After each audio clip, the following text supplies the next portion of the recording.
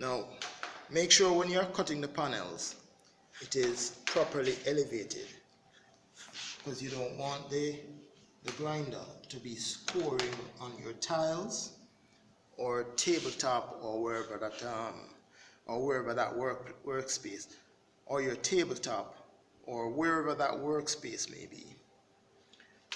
I've already marked the line on the area of the panel that I want to cut.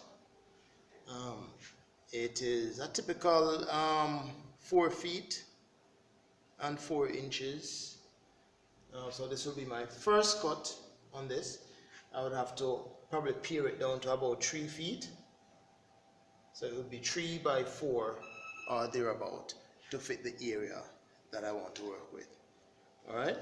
Now this is what happens when you use the grinder to cut this. It's going to make a lot of noise. There's going to be friction, sparks flying all over the place. This is sparks flying all over the place. This is one typical example.